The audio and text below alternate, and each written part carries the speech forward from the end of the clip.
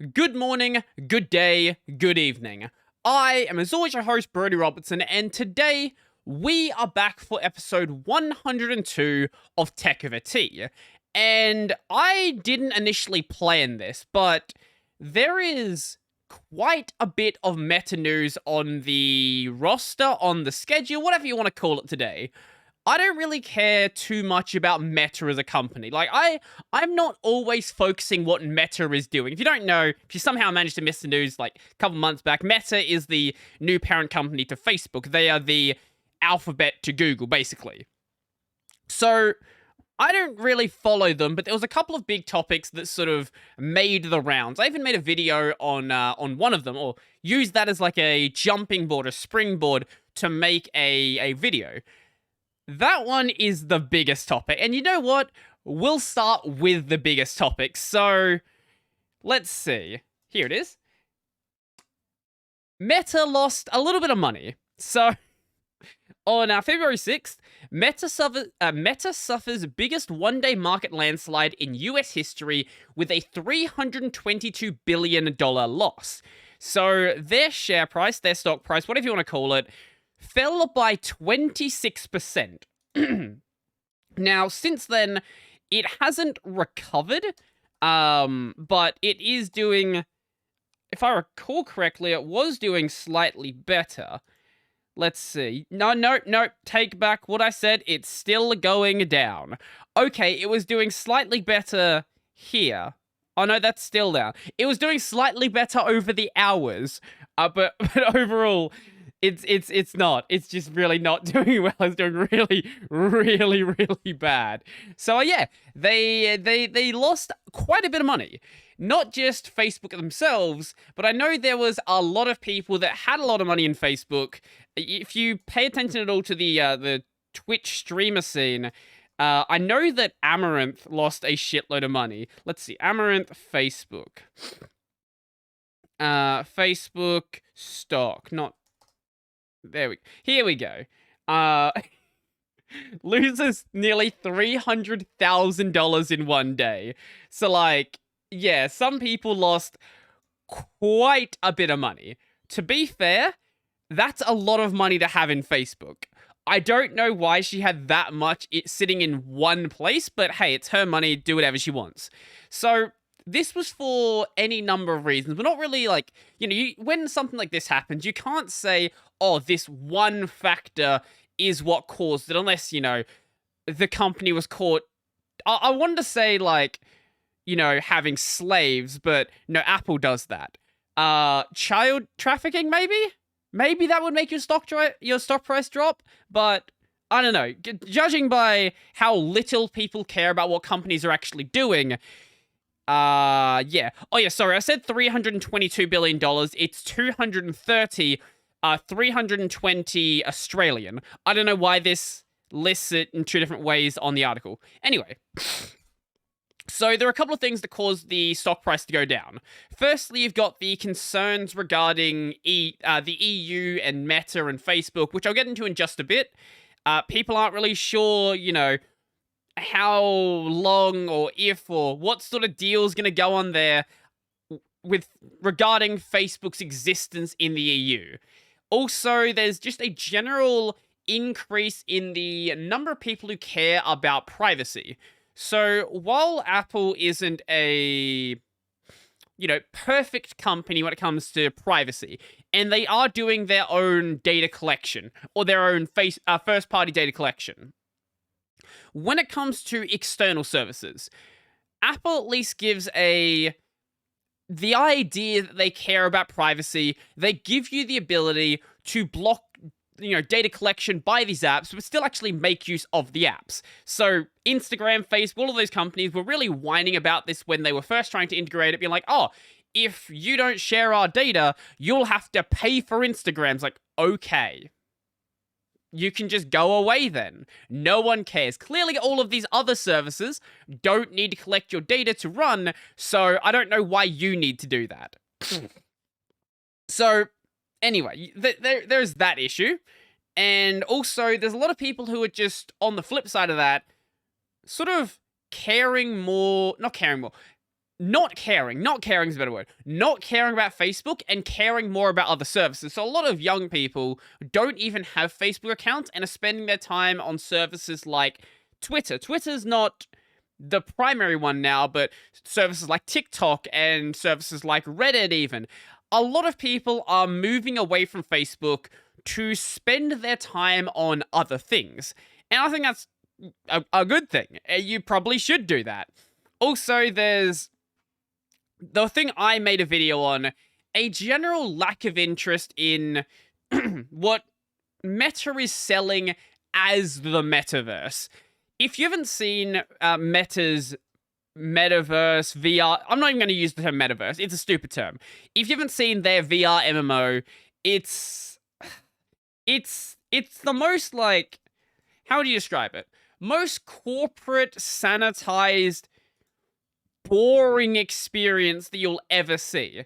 So here are some of the avatars.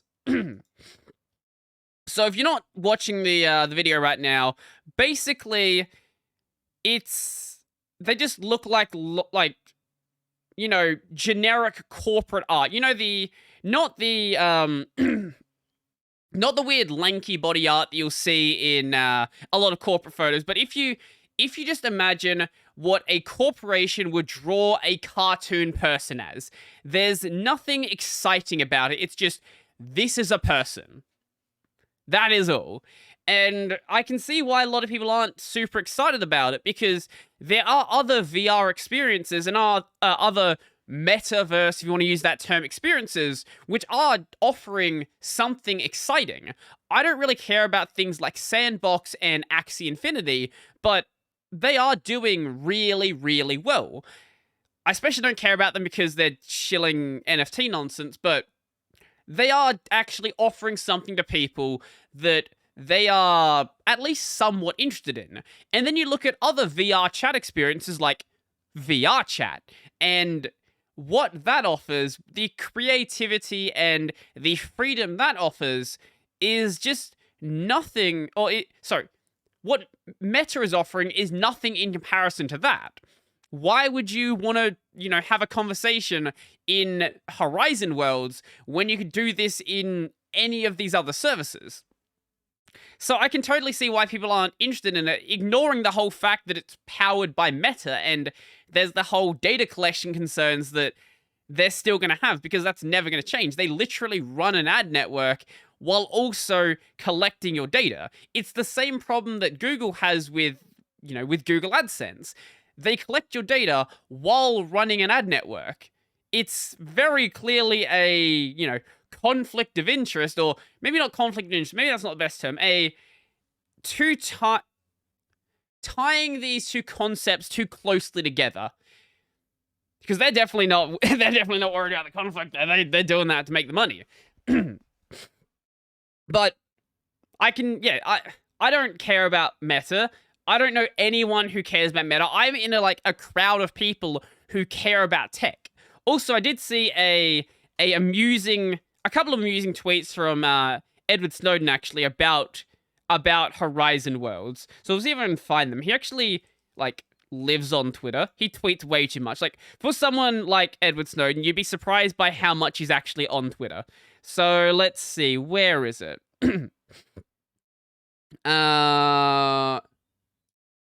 Facebook's vision of VR is a derivative, lifeless world full of derivative, lifeless experience. On brand, really. Yep, very true. Congratulations on inventing LinkedIn the game. Good luck with your stock price. I hadn't actually looked at it that way, but yeah, you know what? It really is just LinkedIn the game, isn't it? There was another one in here about Kermit. It's not VR if I can't get into a fist fight with Kermit the Frog. And you know what? I agree. If you can't do that, why would I care about it? And then there's the whole issue that metaverses as a concept aren't new. This whole idea of suddenly shilling metaverses, I view as basically just a cash grab to convince dumb people to buy NFTs. So, if we break down what a metaverse actually is, it's a 3D virtual world existing in I was going to say 3D virtual world existing in a digital space, but that means the same thing. It is a 3D world existing in a digital space revolving around social connections, building up friendships and relationships and people who hate you and all of that fun stuff. That's what it is. Now, this concept exists in plenty of other games, whether that game is Second Life from the early 2000s, whether that game is Final Fantasy XIV, whether that game is even Roblox. All of these games fit the concept of being a metaverse while also being something, maybe not Second Life. Second Life's a weird one. Actually being a good game. Second Life is more like, look, there's people who play Second Life. There's a weird like section of YouTube that is just Second Life YouTubers. I don't understand it. I've somehow stumbled into it every so often and get really confused how I got there, but clearly some people like the game. All of these things are metaverses. So we've had metaverse, like the whole concept of an MMO is a metaverse. All we've done now is added in VR and added in a cash shop and hey, look, it's a new thing. I actually got into, God, I really should stop tweeting about NFTs because every time I do, there's got to be at least, like, one crypto bro, one NFT bro that replies to me and, like, goes on and on and on and on and on and on and on about why NFTs are great. So, I was actually getting into a discussion. This wasn't on Twitter, I guess. It was on Mastodon, but my Twitter and Mastodon are, connected together.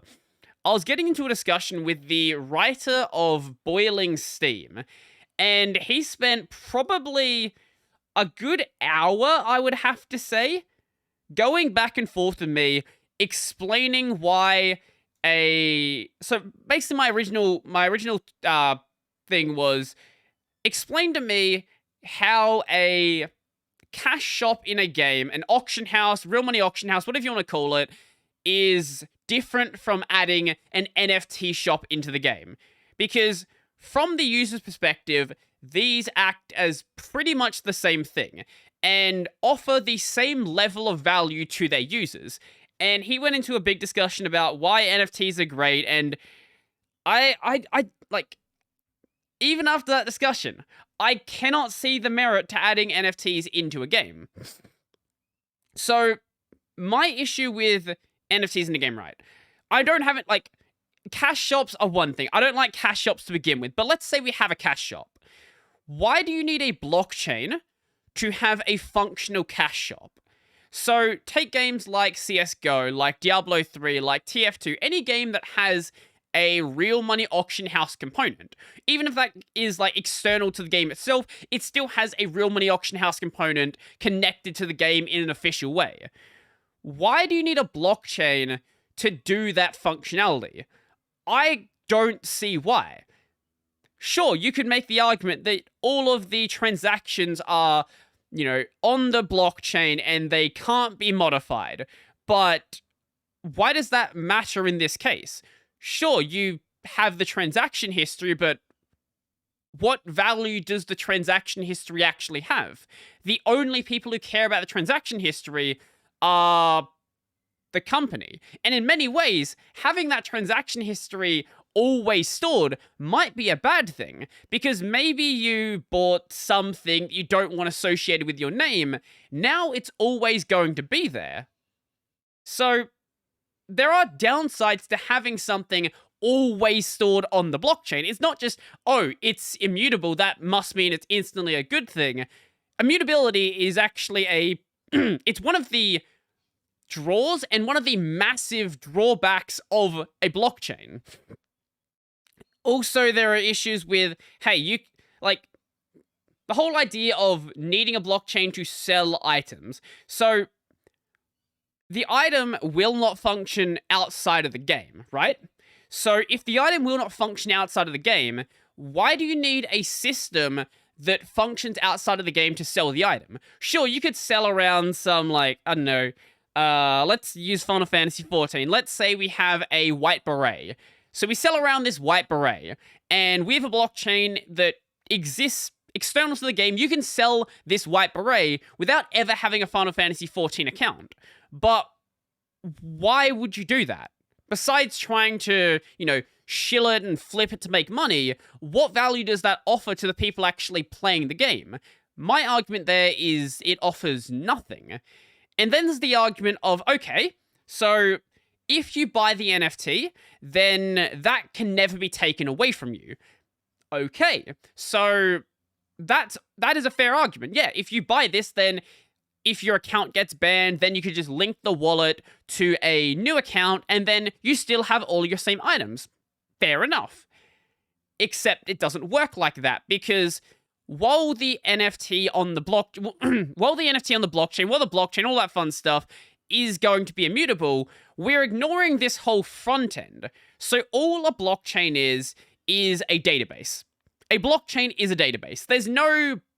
There is no use of the blockchain without having some sort of front end to interact with the blockchain. No one, I guess, unless you're specifically using the blockchain as a database, there's no reason to have the blockchain there without having some sort of functioning front end.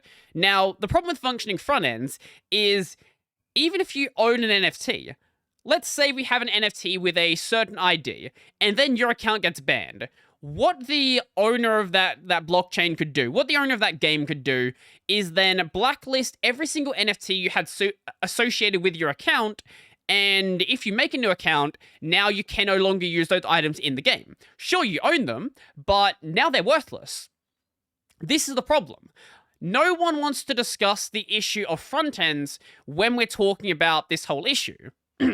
But the other problem is, let's say you don't trust the company not to take away your items or not to do anything shady with modifying a traditional database.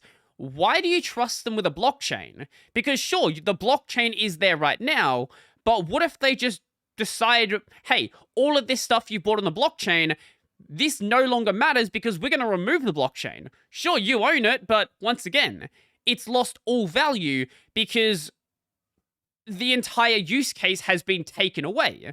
There are so many places where the use cases for a blockchain, especially in games, there may be possibly use cases in the future for other domains, but in the case of games, where it does not make any sense to me, and every explanation I have heard ignores all of these concerns, or tries to, I guess, brush them under the rug, sweep them under the rug, sweep them under the rug as if they're issues that don't really matter and shouldn't be actually discussed.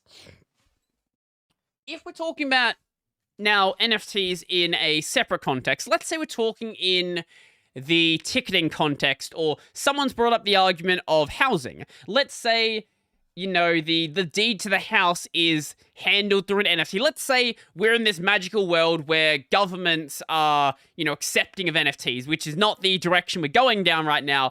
A lot of countries are sort of cracking down hard on this. At least the companies that are the countries that aren't run by boomers that know what Wi-Fi is. Bare minimum. At least know what Wi-Fi is. There's so many countries where I don't think that some of the politicians own phones. Like, that's how out of touch I'm pretty sure some of these guys are. So, let's talk about, say, ticketing and housing, for example. So, the current ticketing industry is very, very interlocked with the, I guess, what's the word for it? The, not, location, the event, the ticketing industry is very tied with the locations that you actually want to book. So a lot of those big arenas have like direct partnerships with these big ticketing companies. So let's say we offer NFT tickets. Why would a company that has complete control of those tickets decide they're going to do that? Why would they take away the power they have to control who can buy and sell these tickets and put it on a blockchain? Because I don't see a reason in their position why they would want to do that. Sure, having tickets on a blockchain might be a perfectly valid use case, and it would make it very, very easy to make it so you can't resell them. But why would any company give you the freedom? Why would anyone? Why? Let's say they don't let's say they don't limit reselling. Why would a company give you the ability to resell the tickets? But if it's to stop reselling, there's already ways to stop reselling. Like, I don't know how people don't understand this, but you can have tickets that are associated with your ID. And if your ID doesn't line up with the ticket, then it's not a real ticket. And then you can have a code on the ticket when they scan it.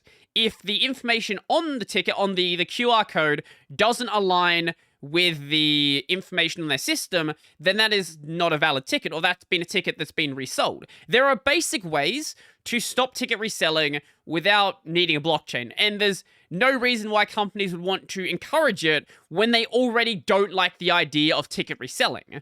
Now, when it comes to the housing market, while the ticket market, you could do this as like a thing with random venues. Let's say there's indie venues that want to offer NFT tickets. Sure, that could possibly happen. Housing is a whole different situation, because housing is very regulated by the government. Now, why would the banks, why would the government, why would anyone involved in this chain remove the control they have over your ability to purchase a house and then put it on a blockchain? Why would that be a thing that anybody would do? Sure, it could offer better reporting. That's totally fair. But so would more digitized solutions that just, are digital solutions that are electronic. So could more digital solutions without relying on so many paper records like we still do. I can't speak for every country, but Australia still very, very heavily uses paper records that they just scan in to have in a digital form. But that's not great, because those are hard to parse, and you need specialized algorithms to, parse the text on those documents, like the written text, not the font on the documents. So, while that's the case, and yeah, that would make it better, why would they do it? Like, this is the whole problem. You can come up with use cases for NFTs, but why would anybody actually let that go through? Why would anybody in the position of power that currently controls that industry let that thing happen? I don't have an answer for that, and nobody can give me an answer for that, because I don't think there is. I think it's one of those things where it's like, just wait for the future, just see into the future, and 10 years from now, everything will be NFTs. But we're forgetting how we actually get there, and the roadblocks that would be on the way that I don't think are ever going to be lifted. These are roadblocks that are so deeply entrenched in the ground that I don't think it's even worth discussing some of these use cases if you're never going to be able to get to a point where anybody would actually be able to use them. Yeah, that was not a topic on my list. That was not a topic on my list whatsoever. Speaking of topics, you know what? We'll go into another topic. So, a couple years back, I believe it originally started back in 2017, the UK was trying to introduce porn licenses. Was this 2017? 2018 this link is from, but I believe there were discussions about it back then. So UK newsstands will sell porn passes to verify ages under new laws. Now, this I don't believe ever actually went through because it's fucking ridiculous. But there are more UK being crazy, trying to not understand how porn works, how the not just porn work, how the internet works in general, trying to limit this. Now, you could make the argument that there should be controls in place to limit what minors are able to access, and I can totally understand that, and that's a perfectly noble goal to have. Now, the problem though is that this is the internet, so porn sites will be legally required to verify users' age. So porn sites in the UK will be legally required to verify the age of their users under new internet safety laws. The legislation, which is a part of the draft online safety bill, aims to give children better protection from explicit material. Sure.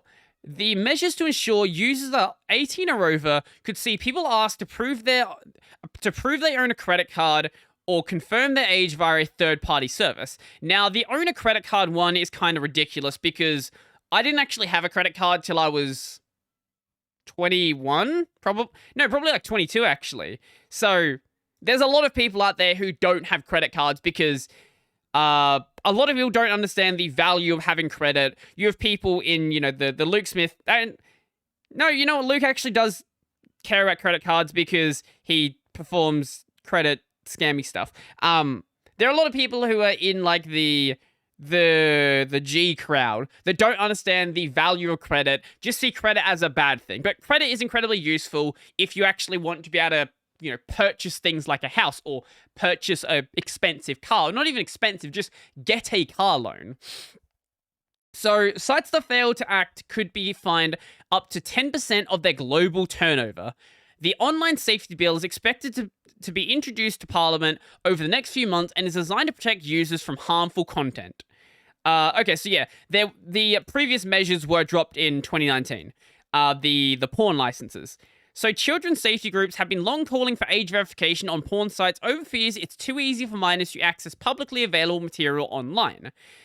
Studies show that half of 11 to 13-year-olds have seen pornography at some point. Judging by my experience, yeah, that sounds not possible, likely as well. Experts who work with children say it gives them unhealthy views of sex and consent, putting them at risk from predators and possibly stopping them reporting abuse. Totally fair. I'm not saying their reasons for doing this are bad. I think it is a noble goal you have. The issue, though, is VPNs exist. Like, that's literally the end of the discussion. So, you have this in place.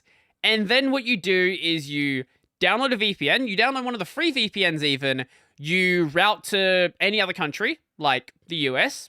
Usually the US is one of the free servers available, and then it doesn't show you the thing. Because I'm telling you right now that every single porn site isn't going to be putting in the level of controls that companies like Netflix or Hulu or places like that are doing, where they are trying to detect VPNs and limit their usage. Companies like this are going to put in the bare minimum control. They're going to say, okay, is your IP from this location? Cool. You're in the UK. We're going to show you the prompt. Your IP is not in that location? Well, hey, we can detect that you have a VPN. We're just not going to do that, though, because that's not in the criteria. We're just not something we have to worry about. But the other concern is... The other issue, every time something like this is brought up, is what do you do with sites that are not expressly dedicated as porn sites? Take Twitter, for example. Twitter is full of lots of porn. Lots and lots of porn. So would Twitter have to verify people's ages then? Would you have to be verifying your age to change your age controls on Google search? There's all of these places where it's completely ignoring the fact that it's not just dedicated porn sites that porn exists on. It's on all of these other sites, and it's not going to be addressed. It's not. It won't be, and this is probably not going to pass as well because it's, like the earlier passes they had, it's seen as too privacy invasive. The government's going to know every single person that goes to a porn site, every time you go to a porn site, because you have to verify every time your cache is cleared. This is not a thing that's going to be accepted by any privacy advocates. Let's see if any privacy advocates are here. So, privacy concerns. It will be up to companies to decide how best to comply. It will be up to companies to decide how best to comply with new rules. Well, they're going to put in the bare minimum effort then. However, the government says firms should not process or store data that is irrelevant to the purpose of checking someone's age. Well, the fact that you've checked someone's age indicates the fact that you have to know who that person is. So you're gonna know they accessed a porn site. Like, you can't do this unless you just don't keep any logs, in which case, there's no point doing the checking anyway, because you have no logs of it. Despite the widespread use of age verification technology in sectors such as online gambling, there are still fears it poses privacy risks. Well, it poses privacy risks there, but the difference in online gambling is you're then connecting your bank account and sending money to these services, so even if they don't know your name from the verification, they'll have your information from the bank statements or however you get the money into the service, whether it's your crypto wallet or anything like that. It's still, you're putting money into the service. You never have to put money into an adult service, into a porn service, anything like that if you don't want to. Campaigners have warned that a database of pornography users would be a huge hacking target for blackmailers. Yes. Jim Killock of the Open Rights Group, which campaigns to preserve digital rights and freedoms, said the rules would benefit age verification companies while offering little practical benefit for child safety and much harm to people's privacy. You're not mentioning VPNs directly here, but you are basically saying VPNs here. There is no indication that this proposal will protect people from tracking and profiling porn viewing, he told the BBC. We have to assume the same basic mistakes about privacy and security may be made again. But Lane Corby, Executive Director of the Age Verification Providers Association, said firms he represented had developed a wide range of methods to prove someone's age without disclosing their identity to the websites they visit. But disclosing their identity to you. No one's worried about the porn sites knowing who you are. It's the people that are collecting the data that they are worried about. It doesn't matter who has the data is being stored somewhere. By using independent third-party organizations which are audited and certified to comply with the highest standards of data protection and security, adults can be confident their own privacy will be preserved while their children are protected. I love how this guy has to be in a position where he's shilling his verification service while also ignoring the fact that VPNs exist. Like, you're in a position where you are operating on the internet and you have to pretend like VPNs do not exist. Because if you acknowledge that VPNs exist, you acknowledge that the service you're offering is effectively useless in any countries where, your services are not being offered. Before I forget to talk about it, I want to talk about the whole EU thing with Meta, because Meta, they basically threatened to pull out of Europe. Now, they say they didn't do that. They say that, this is something they were just revealing to their shareholders, but I'll read their response to this in just a moment. So this is all about how Meta wants to be able to easily transfer data from their European Union customers over to their servers in the US. And the reason why they want to do this is because the European Union does not have jurisdiction over data that doesn't belong on their soil. So what they say is this down here. Where is the message?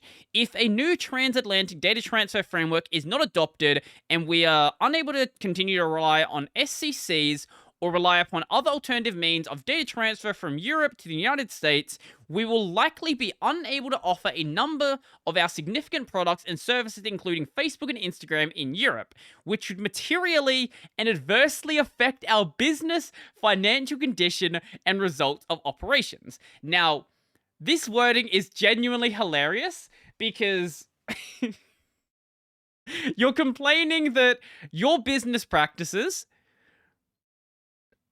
do not allow you to operate effectively in the European Union, because the European Union actually has sensible data protection laws that make it difficult for companies like you to actually operate.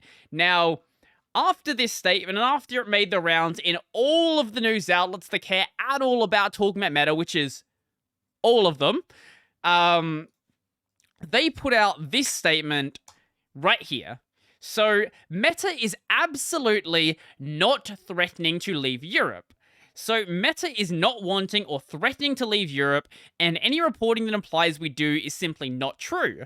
Much like 70 other EU and US companies, we are identifying a business risk resulting from uncertainty around international data transfers. You know, they're not wrong. They are identifying an uncertainty around data transfers. An uncertainty that made you say that you possibly may not be able to offer your service in that region because of those uncertainties. But sure, it's not a threat. This is not new. We've raised international data transfers in each of our earnings since at least Q2 2018, and highlighted the specific risk to our services in Europe and the need for a safe, secure EU data transfer mechanism in our last 4 earnings. Just because you've talked about it for a while, because the EU's slowly getting better about privacy, does not mean that you're not once again trying to throw your weight around to make politicians bend your will. Like you've done in Australia, where... Sorry, no, it was reversed in Australia. What country was it they threw their weight around? I can't remember. But it's not uncommon for Facebook to want to throw their weight around to basically get companies to do what they want. International data transfers underpin the global economy and support many of the services that are fundamental to our daily lives. Businesses across industries need clear global rules to protect transatlantic data flows over time. There has been reporting to the press that we are threatening to leave Europe because of the uncertainty over EU-US data transfer mechanisms. This is not true. Like all publicly traded companies, we are legally required to disclose material risk to our investors last week, as we have done in our previous 4 financial quarters. We disclosed that continuing uncertainty over EU-US data transfers and mechanisms poses a threat to our ability to serve European customers and operate our business in Europe. Operating your business in a way that requires you to transfer EU customer data to another region. But you're not throwing your weight around. Definitely not. We have absolutely no desire to withdraw from Europe. Of course we don't. Definitely not.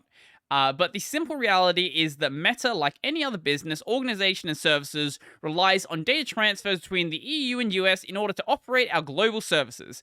Now, nobody else is struggling transferring data. Like, there's no issue transferring data between these regions. You can do that just fine. The issue is the kind of data you want to be transferring.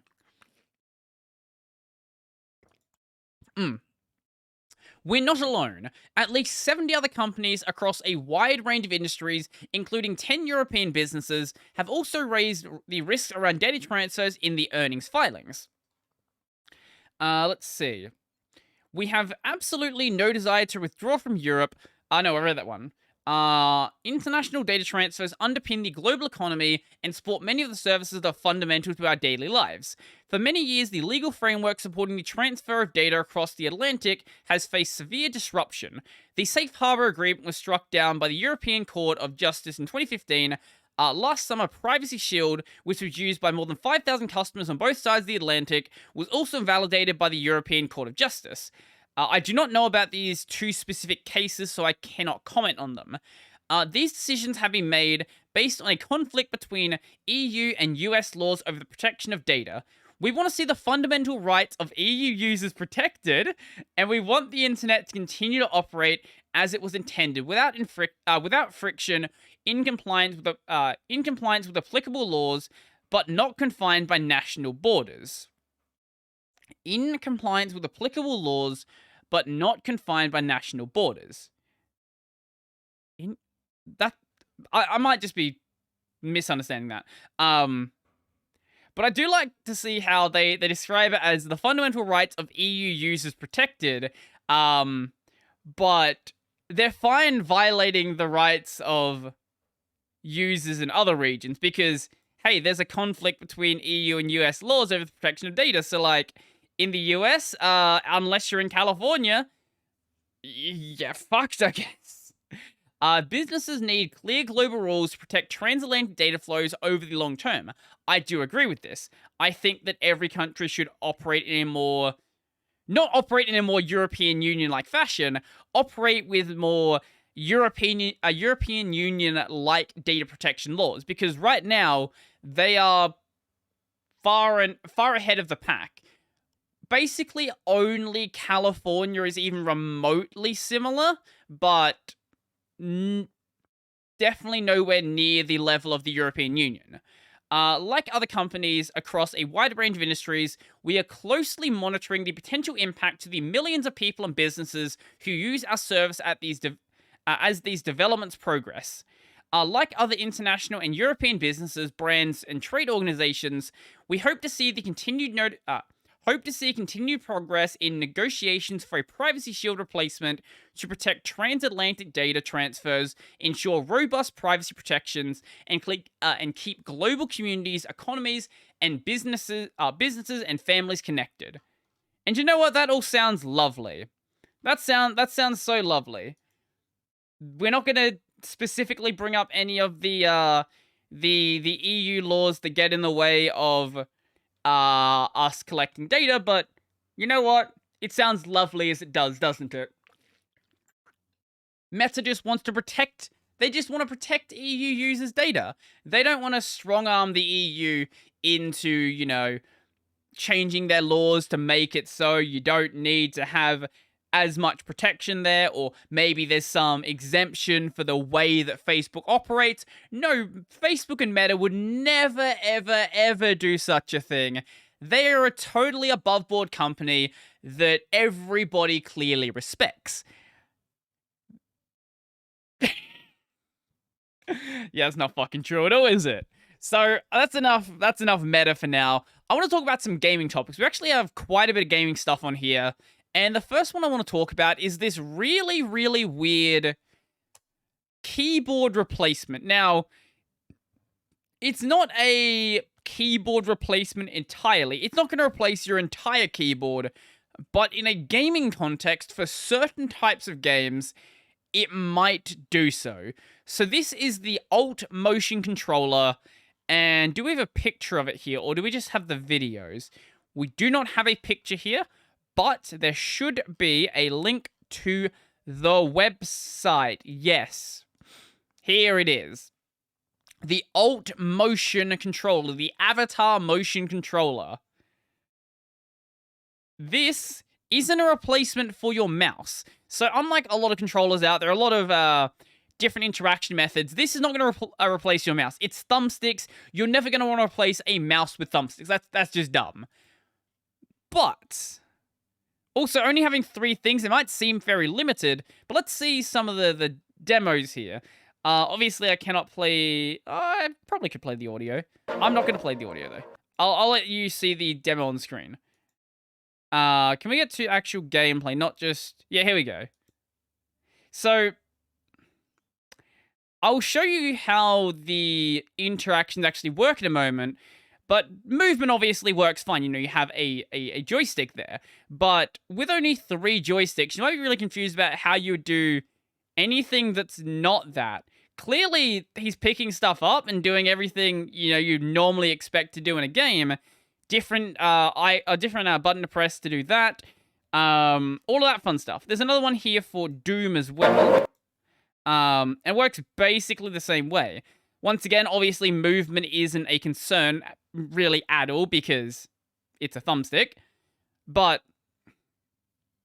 it's not emulating a thumbstick. This isn't... While it's using thumbsticks, it's not a thumbstick per se. It's actually emulating key presses. So I think the best way to understand this thing... So clearly, you can use it perfectly fine, but the best way to understand this thing is to actually see a diagram of it. So, I love this picture here. So their idea of the problem with a regular keyboard is to press keys. Let's say you're using keys in the Q to R and Z to V range in that sort of bank of keys, and I guess A to F as well. To like move, to press these buttons, you do have to like readjust your hand quite a bit. Maybe not as much as this. Like, what are you pressing here? Control and... yeah, no, I would never use a Control N binding. No, don't do that. And if you are, I'm gonna use both hands for that one. I'm definitely not doing that. So basically, you are constantly repositioning your hand, and they say this is a totally Stone Age archaic way to play modern games. But with this, basically, what is this? 8 directions? Yes. So rather than being a regular thumbstick, it's actually a 8-directional control. So you can use any of these, it doesn't necessarily have to be mapped this way, but you can have it mapped to WASD on the 4 cardinal directions, and then maybe Q, E, Z, and C on the diagonals. But it's not just that single one. So this is just an example of 8 key commands mapped to one of the 3 joysticks. You can map over 100 key commands and macros to the 3 joysticks and the steering wheel. Now, I haven't seen a good explanation of this steering wheel. So let's have a look right here. So this is your primary joystick. Okay, then you have your left auxiliary and your right. I would imagine that you wouldn't want to have all your movement on the main joystick, because then you wouldn't be able to do things like move on diagonals. You'd want to probably have... I would probably have, W being on forward and then S on backwards, because you never need to do both at the same time. And then left on left push on this one, right on the right push on this one. Then I would fill in the rest with whatever seems sensible. So the primary joystick can instantly execute dozens of keyboard commands and macros. The 8-button program selector matrix. So, okay, so the wheel here is basically for selecting the set of key combinations you're in. I can't imagine you're modifying that, like, during intensive gameplay. Maybe you would have it, like, set up for various different games, but I don't think I see this guy actually moving the steering wheel, because that would be a really weird way to interact, I would have to assume. Because you'd have your finger on top of it, and then you'd have to, like, somehow claw grip under it to move the thing. And that wouldn't really be... Oh, wait. Are you moving the steering wheel here? You've got your... Oh, I guess you could move your finger that's sitting on the right joystick. So normally that would probably be your thumb. And then shift it like that, I guess. But do you actually shift it here or not? I don't think you are. I think... I don't think... No, you're not shifting it to a different profile. So it's not sort of expected that you're going to do that. But I guess in some situations, maybe that does make sense. So normally, you would have 24 things bound, I would say, I guess. But obviously, this isn't viable for every single game. But I think for some games, maybe this could work. Okay, so let's see the pros and cons of this. So, the pros of a keyboard and mouse works, or gaming keyboard works with a mouse. Very difficult to master. I wouldn't say a keyboard is very difficult to master. I would say it's definitely not a steep learning curve either. A lot of games are using a very small set of keys. I wouldn't say it's... Yeah, I definitely wouldn't say it's a steep learning curve. Typing wastes hundreds of milliseconds every minute of play. I love these cons. They're actually amazing. Steering land/sea vehicles and air vehicles by typing is unrealistic. That's fair. Yep, I'll give you that one. I've never really been a fan of doing any sort of driving on keyboard. Typing is a distraction from focusing on playing. Typing is the way you play. What are you talking about? Even skilled players can hit the wrong key in the heat of battle. Even skilled users of your weird controller here, I guarantee are going to make wrong inputs from time to time, especially when they're new to it. So that's not even worth considering. Typing to control your avatar is unintuitive and unrealistic. I can agree with that. Yeah, that's a fair statement. You need to be a hand contortionist to reach all the keys to play. In some ways, I agree that's true. But that's where something like an MMO mouse comes in, and you let your thumb on your mouse hand control things that are not easy to hit. Keyboards are designed to type letters, not play video games. Yep, it's fair. That's true. Console/PC controller designed to play games. Sure, okay. I'll give you that one. Cons does not work with a mouse. I don't know what games you're playing, man. Usually you can like switch back and forth pretty easily. Aim assist, seriously, what the fuck? Depends on the game. And usually games let you turn that off. And you actually want aim assist on a controller because controllers are considerably less accurate. Impossible to precisely / quickly aim with. Mate, have you seen some of the high-level fucking FPS players on console? Go back and watch some of like the absolute heydays of Call of Duty, like the Optic and Phase days, and tell me that it's hard, or tell me it's impossible to aim accurately with a controller. It's definitely more difficult. It's a much bigger learning curve, but it's definitely not impossible either. Precision aiming is a critical gaming skill you won't learn here. I disagree. Anyway, so what are the pro? There are no cons. There are literally no cons of the avatar controller, which is always a great way to show that you're being totally transparent. So, no typing required. Fair, because you don't have keys. There's also no typing required when I drive my car, but that's also not something that we talk about because it doesn't matter. No steep learning curve, start playing immediately.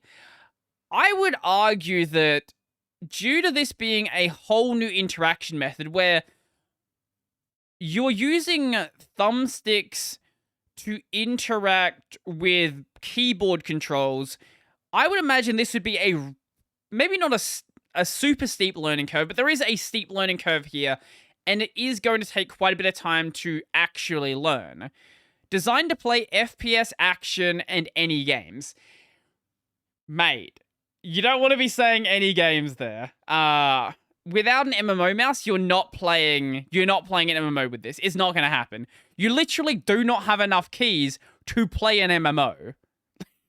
Like, unless you bind control to one of the thumbsticks, I guess.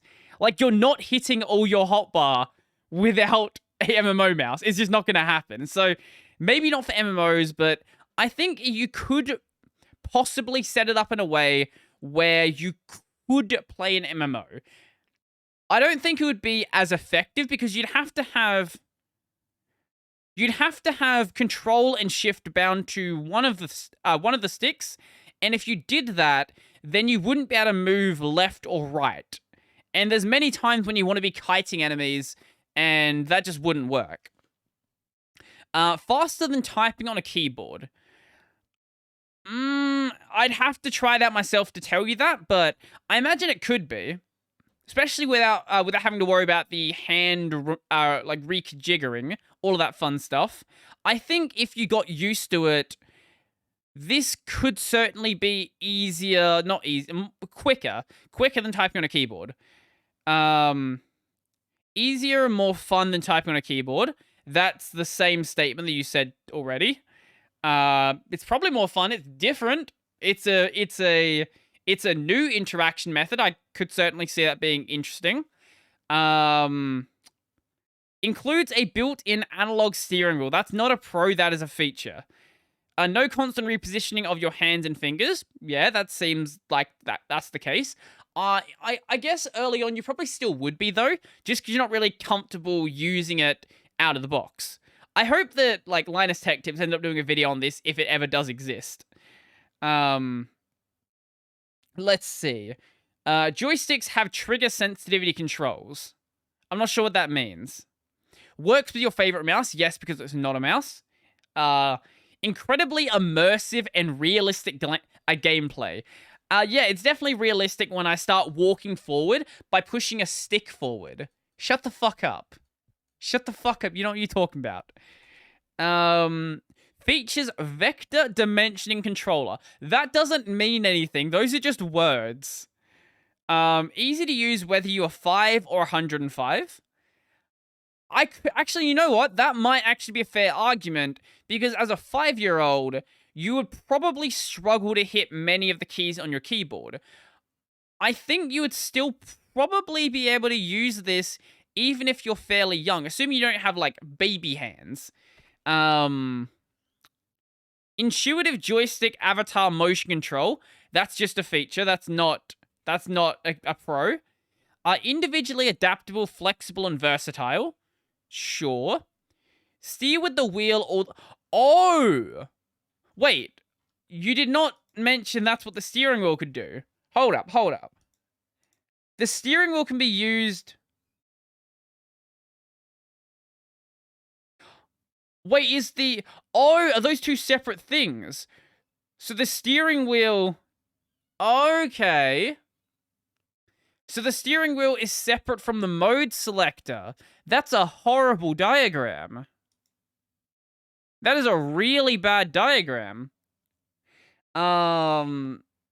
User replaceable analog sticks. Okay, that's good. Inclusive ambidextrous design. Okay. Open source hardware and software. Oh. Are you saying that you're possibly going to have Linux support for this? Let's see. FAQ. Do you mention it right now?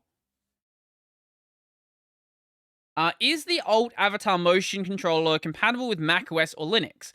Only Windows drivers will be available at launch. The alt driver software is fully open source, and we hope to have a very active developer community that will write drivers for Mac and Linux. So no, but hey, maybe they will have it at some point. How much is it? I don't know how much this thing costs. Like, there's an FAQ there about the price. Why is the controller so expensive? We chose to make it in the United States. That's cool. Giving our people jobs instead of giving them to China or Vietnam. I can respect that. Unlike so many products today, our controller was not built with planned obsolescence. You should be able to use this controller for many years. The joysticks can be replaced. You don't have to buy a new controller when they eventually wear out. You just replace the joysticks and it will work like new. Now, how much is the thingy? This is such a bad website. Your cart is empty. Okay, how do I put something in the cart? How do I pre-order this? How much? Okay, this is not going well. I'm gonna look it up. Alt motion controller. Pre-order. There we go. Thank you. That's not that expensive. That's actually... That's not that expensive. Anyone who's saying this is expensive, full price, sure, I can accept that would be expensive, but anyone who's saying this is, like, this price right here is expensive, like, that's in the range of a high-end keyboard.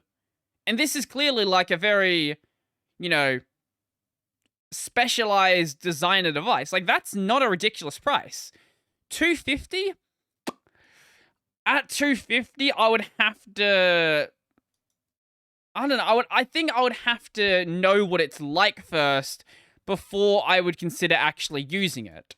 But it's still not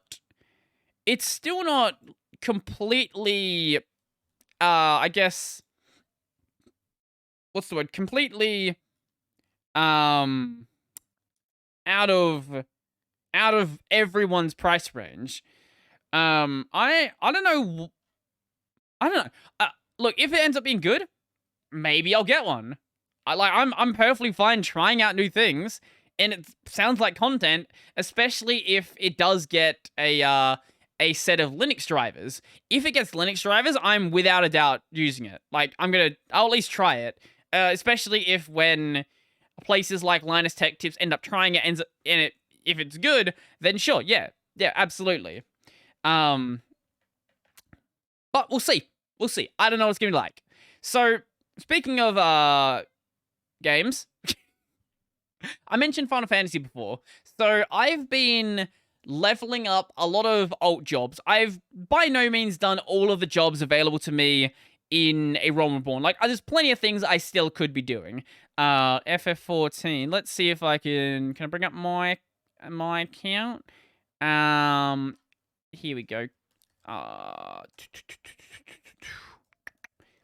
Maybe I should have just brought it up before. That would have been a better solution than we needed to do search. Or I could have just cut for a moment. Anyway, here, character profile.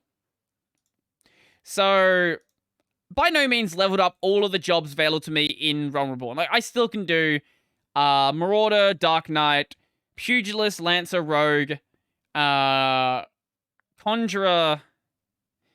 Scholar is only 52 because I've been leveling my Summoner. And yeah, Blue Mage is a weird exception. That one will happen whenever it happens. I might go back and level up my Marauder though. I don't know, because I want Warrior. Warrior is just fun. I've played Warrior on my alt while I was trying to get to level 30, and I enjoyed it.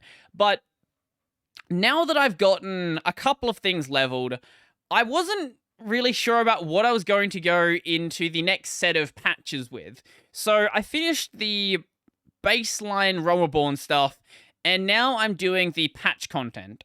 So we're doing the the 2.1 stuff. 6.1 is Endwalker. We're doing the 2.1 stuff, and I've sort of decided that I'm going to play Summoner. Like, I didn't think a DPS would be what would end up hooking me, but honestly, the Summoner rework is really fucking good. Like, I really hope when 6.1 drops, they do not, like, unless you're gonna do, like, you know, balances with potencies, all of that fun stuff, I really hope they don't touch the Summoner much, because it's really, really, really fun. If you haven't played Summoner yet, I really recommend it, because with Endwalker, they basically just nuked the entire job and added a new job into the game. It's not even remotely the same thing anymore. And I think what makes it feel really fun is it's got a lot of, maybe not a lot of maybe mechanics isn't the best way to put it. No, I think that works. It's got a lot of off GCD abilities. It's got a sort of flow to its mechanics, which isn't that hard to understand.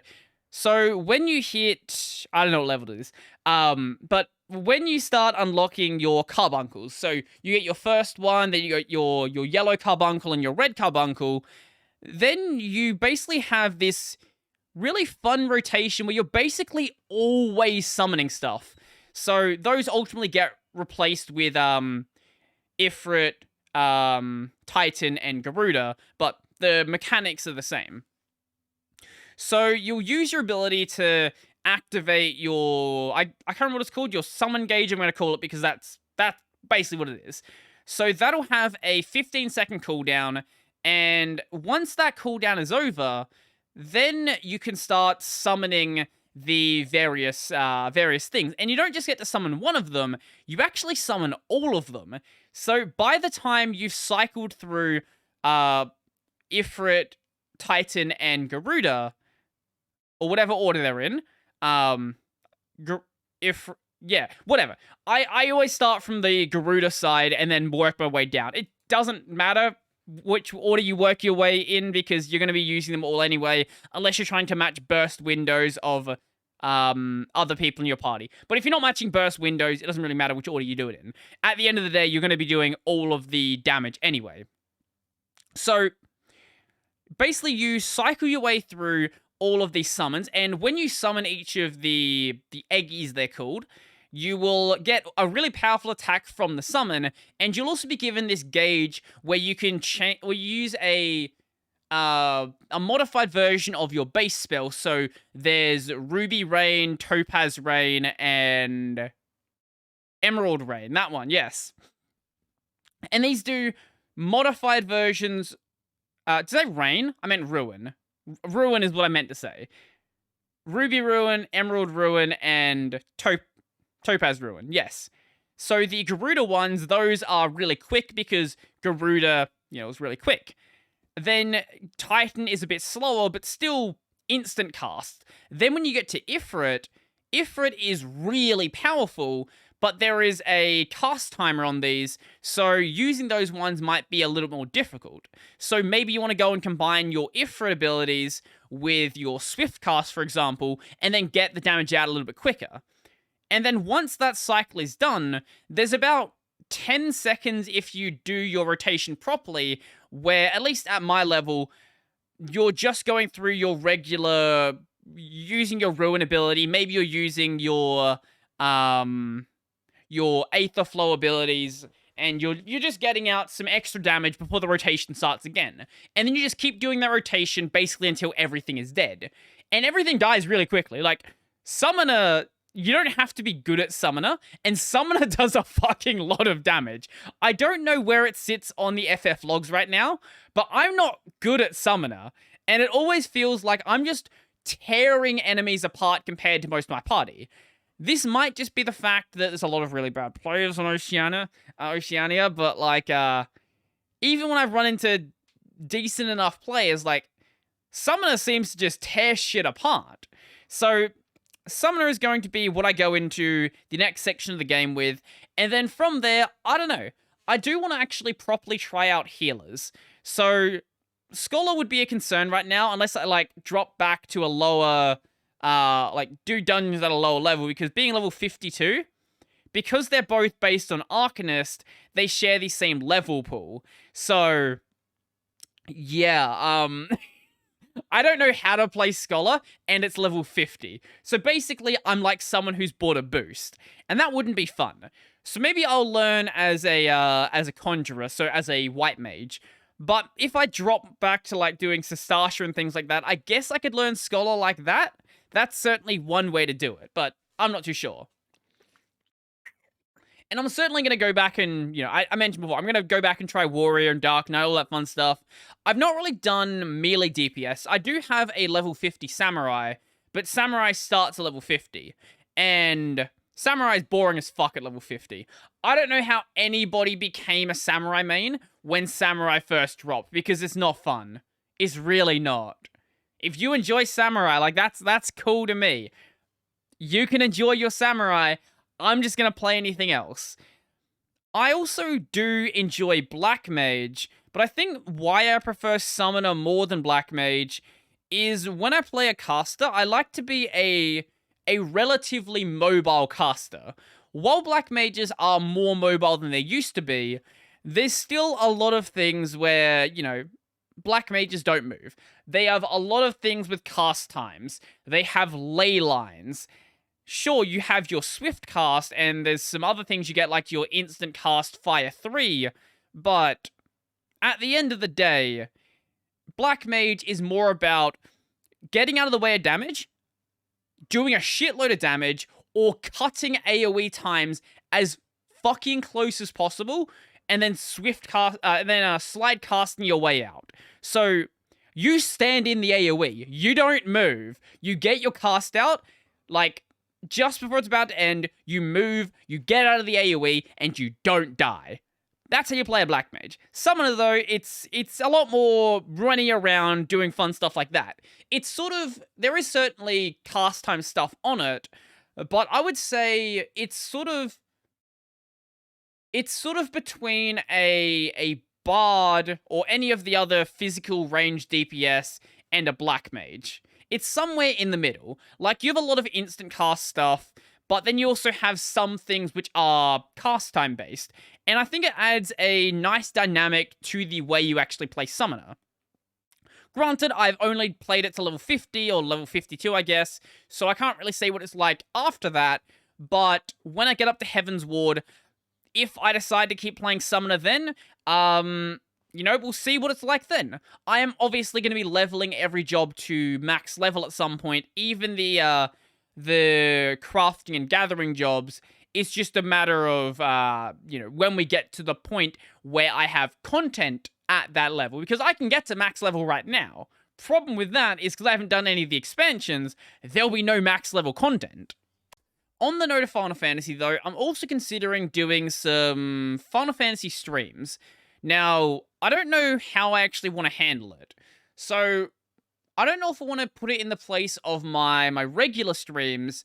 I might put it in the Thursday slot or something like that and just, play Final Fantasy during that time. That could be fun. But I might also do sort of like a more casual stream outside of my regular stream time. So, normally when I'm streaming on Thursday, Friday, my time, 10 a.m., ACDT, yeah, that one. It changes when I'm not in daylight savings, so don't take me saying 10 a.m. ACDT as the time I do. It's only 10 a.m. ACDT during ACDT. But outside of, in those stream times, I'm trying to actually, create an entertaining stream.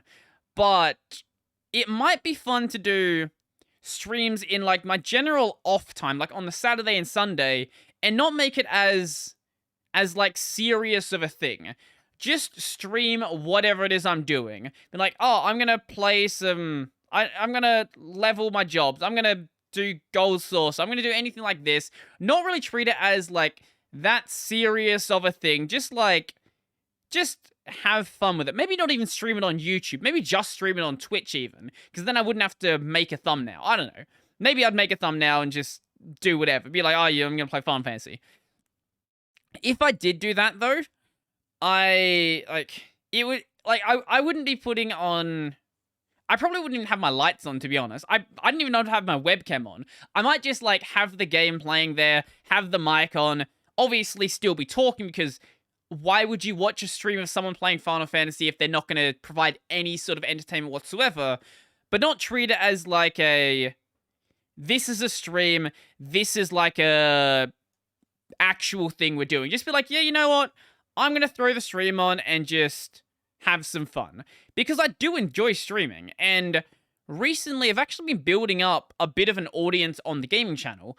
It's not uncommon for there to be anywhere from 5 to 8 people actually watching while I am streaming, which, relative to my main channel is still small, but relative to the size of the channel, that's quite big, because the channel is a fraction of the size of the channel, but I'm still actually getting, a sixth of the views. Obviously, the main channel isn't a streaming-based channel, so it totally makes sense, and the time I stream isn't viable for a lot of people who may want to watch me, but this is... It's exciting to see that people are actually watching the gaming channel, because clearly it indicates that I'm doing something right there. I've said from the start, though, the gaming channel is basically just me having fun, me just playing games. I play games I want to play. Someone asked me to play Dying Light 2. I have no interest in playing Dying Light 2. Maybe I'll play it. Is that an FPS? I don't really play that many FPS, mainly because I'm not good at them. I wrote Frying Light 2. That is not the same thing. Dying Light 2. It looks like an FPS. Yeah, it's an FPS. Yeah, maybe I'll play it. I don't know. Or, when people, some people ask me to play Doom. Yeah, sure, Doom's fun, but, I can't do Doom on stream. I just can't. I cannot talk and play an FPS. Same with the reason why I don't play RTS games on stream. Firstly, I'm just not a fan of RTS games, but I've never really been good at them. So if I want to have an entertaining stream while also playing a game like that, unless your entertainment is going to be me just yelling about how I'm suffering, I don't see any way that I can actually make that exciting to watch. But RPGs and... Actually, mainly RPGs, action games, things like that. That's something I have a lot more experience in, and something I generally can, turn my brain off to the game and still play it well enough. Yeah, basically. Actually, Summoner is really good in that regard. Summoner, like, it's got a pretty basic rotation. You don't really need to think about it. Just hit the things when they glow, and then you just win. It's not as much as some jobs, but it's also not as complex as others. Like, my understanding is Monk, definitely Samurai, and Ninja. Samurai is probably the least of that list. But Monk and Ninja both require a lot more paying attention to what's happening. Maybe I'd be able to play them on stream, but maybe not, like, doing any remotely difficult content. Definitely, like, you know, basic dungeony stuff, but anything more than that, possibly not. But I'll let you guys know what's gonna happen with my streams as it happens, or maybe you just see the stream live and be like, why is Brody live on a Sunday? And then you'll see, he's just playing some Final Fantasy, isn't he? And that's what I'll be doing. We'll see. We'll see what happens. But speaking of games that I enjoy playing, Stardew Valley is a game that I would honestly love to play again. And this mod seems really, really cool. So Stardew Valley Expanded, basically my understanding is it's treat it more as like an expansion pack than a mod, because that's basically what it is. I'll put the trailer and we'll mute the audio, but the writer of this article basically says it's pretty hard to work out where Stardew Valley ends and where the mod begins. So it adds in a bunch of extra, you know, liveliness to the world. Why are you the only farmer in this town? Why are there certain people that you just never really interact with? Why are, like, actually the big thing is why are you the only farmer? Like, if you're in a farming area, obviously there's going to be other farmers that are around. So you can go and, like, visit their farms, do that fun stuff. There are more areas you can explore, more people you can meet. You can go to those other farms. I think there's also, like, more, there's also more fish, more items, more to the underground region, more to whatever this, is this new? I don't even know. Every time I play Stardew Valley, I play again from the start, and I've sort of, like, forgotten most of what's going on in the game. I've never played any of the update content from my understanding. Like, I've gotten to the desert, and that's basically it. So I really want to play Stardew Valley again. Maybe this is something I'll play on stream, to be honest. Because I genuinely adore this game. And maybe I'd play it with the mod and just, you know, see how that would go. So, you know what? If you've not played Stardew Valley, or you've played Stardew Valley and played everything you wanted to play in it, try out this mod, I guess. This is definitely new, isn't it? I don't believe you could ever go to the city. I don't know. I've never actually as I said, I've never modded Stardew Valley because I've never gotten to the point where, like, I needed mods. It's never been a game for me like Minecraft, where Minecraft, because I played Minecraft for so long, I found that at some point it ended up getting fairly boring because, you know, when you played from beta and the update cycle that came out, like, back then, it wasn't really that like, most of the updates weren't that exciting. Like, oh, there's a new block. Hey, there's a new mob. That's cool. Sure, if you're a really creative person, maybe it's different. But I was never really that creative in the artistic sense. So I sort of played through the content, built up my farms, and then when my farms were done, they were automated to the extent I wanted them to be automated. I was generally just done there. Stardew Valley, though, is different. Stardew Valley, I enjoy the Stardew Valley gameplay cycle. I don't know if I mentioned this on the podcast. I have spent, like, multiple real-world hours fishing in Stardew Valley. I've said this, no, I think I might have said this before. If a game adds a fishing mechanic, I instantly think that game is a better game. FF14, fishing, great game. Hades, fishing, great game. Stardew Valley, fishing, great game. Minecraft, even though I get fairly bored in it, great game. It has fishing. And the fishing is much better than it used to be. There are like different kinds of fish now, and there are fish in the water and all that fun stuff. Fishing is good. I like fishing. I want to go fishing again. Like actual fishing. I haven't been fishing in quite a while.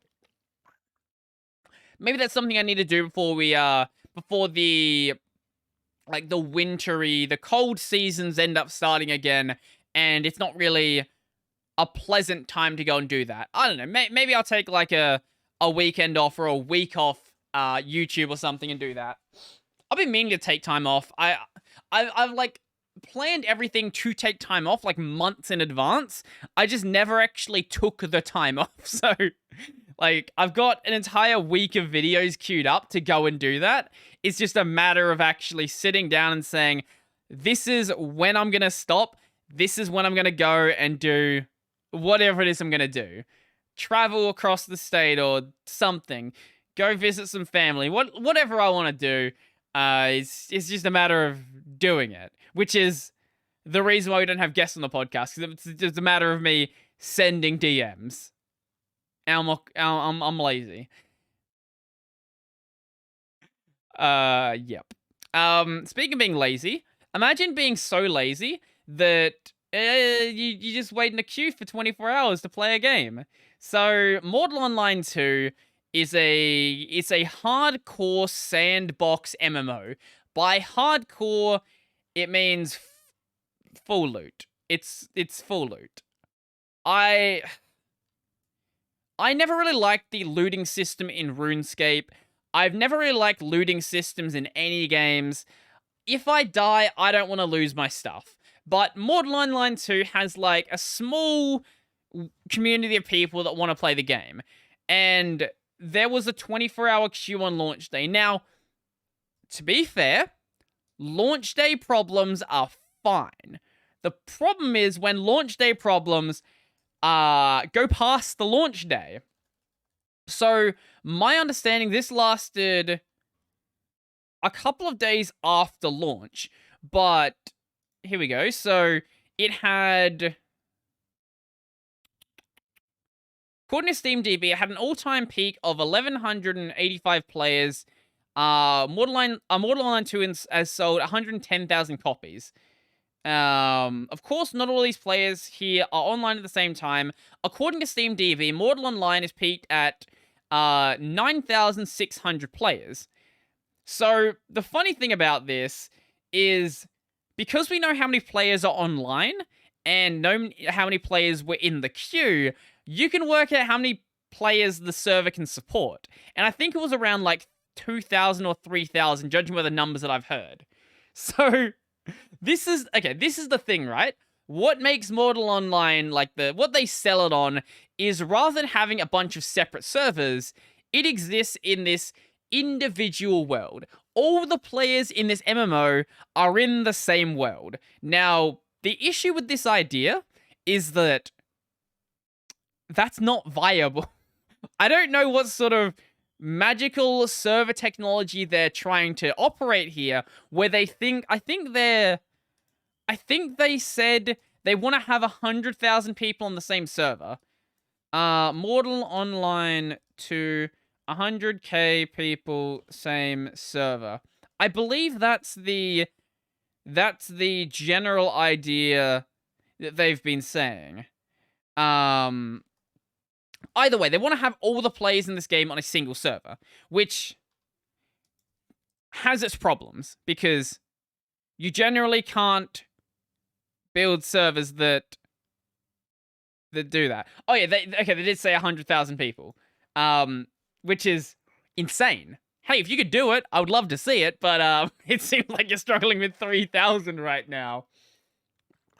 Also, apparently this game launched without a visible queue system, so you could be in the queue, have no idea how long the queue is. It could be 5 minutes, it could be 5 years. You have no idea. And the problem with this is it also didn't indicate whether you were in the queue. So you could think you're in the queue for 5 hours and never be in it because it kicked you and you didn't know. How a game launches without a queue system when it's an MMO or has any multiplayer component, I don't know. I genuinely don't know. This is such a basic piece of tech, especially because this isn't the first MMO they've made. There was a Mortal Online 1. They should know. They should know this to fix this when you have your second game. Now it's one thing to criticize what they've done with the game. It is an indie MMO, to be fair. So I think there is some leeway with the level of polish the game has. But when it's missing like basic shit like that, that's a whole nother question. Like that's just a problem that should have been addressed before launch, especially when you had a pre-launch I guess server load test, beta test, whatever you want to call it. It's not a beta test. I really don't like that companies are using the term beta test to mean that. But these are things that should have been addressed beforehand. Now, this also isn't on the topic list. I want to talk about people using the term beta and alpha. So, you have, the newest Battlefield game, whatever the game is that you like to play, it'll likely have, if it has a multiplayer component, a online beta or an online alpha. Now, alpha and beta are very useful developer terms. They mean, so an alpha is usually a functioning concept for the game, the software, whatever it is. It's nowhere near polished. You probably don't even have models for the characters in yet.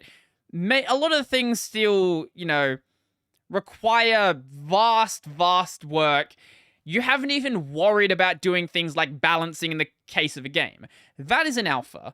Then a beta is, you've got the baseline of the game there. It works. Maybe you need to worry about tweaking. Maybe some of the models aren't finalized. Maybe it's quite buggy. That's generally what you mean by a beta. Now, when you see an online beta for a game that comes out a week before the game launches, that's not a beta. That is a demo. And it's very important to distinguish these terms, because a beta is something that is still very much in development. If your game is coming out in a week, that game, if it's going to be on consoles, literally has already shipped. So unless we're releasing a day one patch and you haven't even finished the game yet, that is the release build of the game. You cannot call the release build of a game the beta of the game. If you want to release a beta like 6 months behind, that's different. A lot of games do actually do that, and that is totally fair. But if it's there the week the game is coming out, you don't have time to fix those bugs. Even if we are shipping a day one patch, a lot of the things being reported in the demo are not going to be fixed. So to call this a beta is just lying about what it is. But when you call it a beta, for whatever reason, it makes people more excited because they have this they still have this idea in their head about what a beta is, even though the term hasn't been used in that way for since Bad Company 2, maybe earlier. I know Battlefield 3 had a beta in this context. It just bothers me as someone who has an understanding of some of these developer terms. It really does bother me when marketing teams use them in ways that they don't actually mean, and really confuses people on what it actually means. Because when a game actually does release in a beta state, a lot of people will then criticize it, being like, this is really buggy. This is a terrible game. Yeah, it should be a terrible game. It should be really buggy because it's not done yet. That's what a beta should be. A beta isn't a server load test. Actually, that's another thing. If you're going to release something a week before launch, demo, server load test, all of these terms I think are totally valid. Generally, server load test is used in a fairly accurate way. The problem with server loads, though, is a lot of server load tests is they do as private tests. So you have a fraction of what the player base actually will be, which isn't really a fair server load unless you're disabling a lot of the servers. So if you're trying to test like one server and you have 10 and then you have a tenth of the regular population, that's fair. But if we have all the servers enabled and we have a server load test going and there's a private test, like that's not a thing where you're really going to get any useful data. All you're doing there is a demo, is a marketing piece to get people hyped. And not saying that's a bad thing. I like the idea of games having demos. But call it what it is. If it's a demo, call it a demo. If it's a server load test, call it a server load test. If the game isn't done, it's in a really early state, call it an alpha. If the game is in a better state but still nowhere near done, call it a beta. Call it what it is. Speaking of call it what it is, gaming Chromebooks. It's just a statement I didn't think I'd ever say. So we knew that Steam was coming to the Chromebooks, but there are... Okay, so NVIDIA is also demoing DLSS and ray tracing, which is a fuck... I don't know what you're doing with that one, on ARM-based Chromebooks. Are there Chromebooks with, like, actual... Have you put a RTX GPU... They've put RTX GPUs in a Chromebook. Okay. So yeah, you straight up got RTX Chromebooks. But yeah, this might be a thing that's happening. There are drivers for RGB keyboards. Speculation that HP and Lenovo could be testing gaming Chromebooks. I can sort of meme on the fact that it's a Chromebook, but there's never been a reason why Chromebooks have to be low-powered devices. They generally are low-powered devices because Apple completely dropped the ball and Microsoft completely dropped the ball and let Google just take over this space. Because Apple stopped offering their lower-end devices back when they had the plastic shell MacBooks. That's what most schools used. Or they would use, like, older generation MacBook Airs, things like that. And then Microsoft just hasn't done anything. Like, there are no good, really low-end Windows-based laptops. You cannot tell me one. I don't think they exist. Because when you have a low-end laptop, what a low-end laptop means in the Windows space is an old laptop. So a $500 laptop is probably a laptop from, like, 2017, for example. Whereas a $500 Chromebook is a modern generation ARM-based CPU, maybe a modern generation ARM-based GPU, modern components. It's just lower-end components.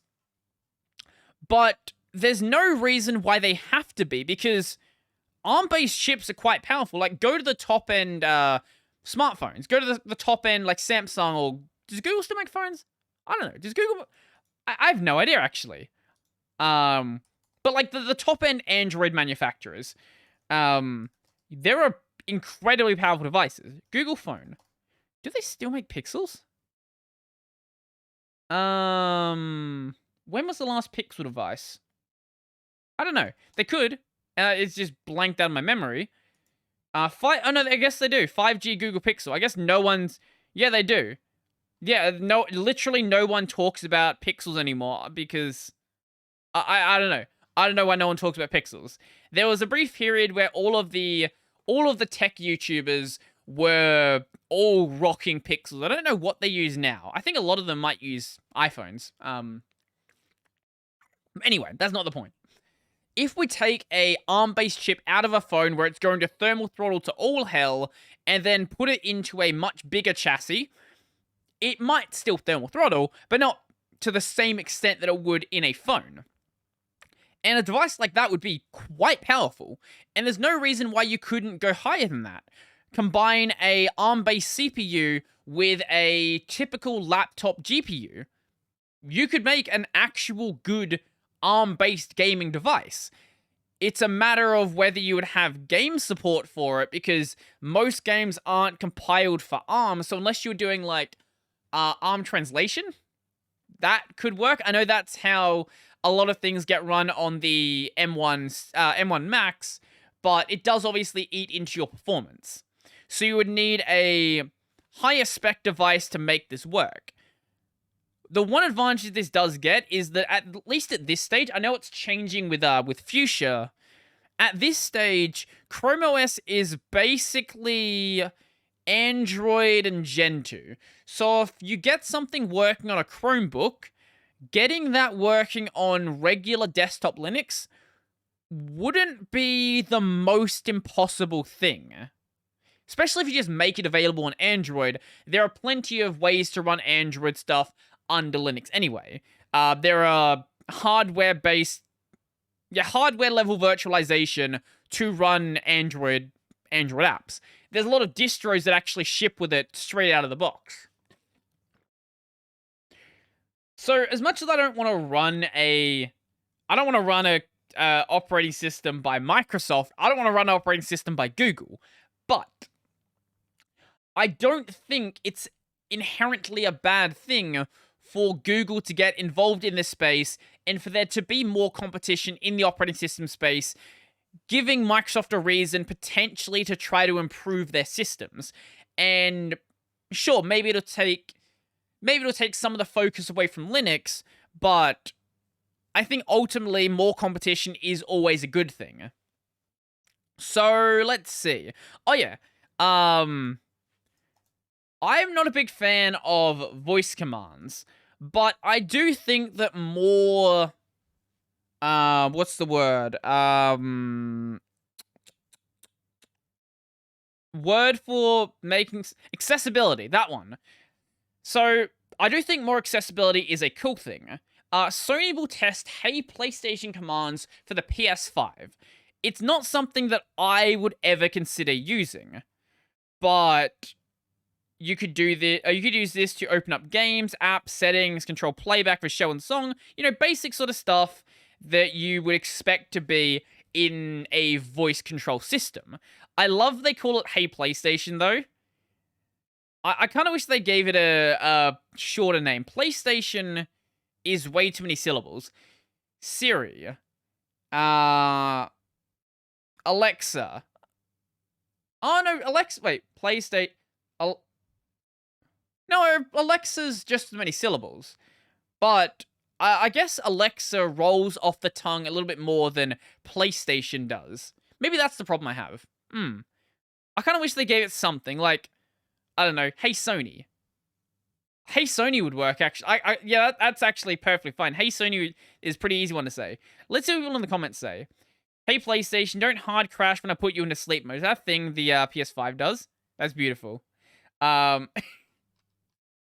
But yeah, I'm never going to use this myself, partially because I don't own a PS5, but even if I did, I just generally don't like voice controls anyway.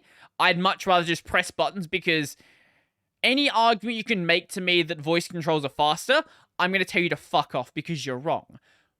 But I'm also in a position where I have full hand movement and I have full sight, so for me, yeah, it is faster, but not everyone does. And for those people, maybe something like this actually is viable. As much as I don't like the, the data collection that your phones have, in that way, voice commands on a phone actually are useful. If you had a privacy-focused virtual assistant on your mobile device, I don't think that's inherently a bad thing. Some people are against virtual assistants from the outset, and early on I was as well. But I think once you get to addressing accessibility concerns, then there are legitimate use cases for something like this actually existing.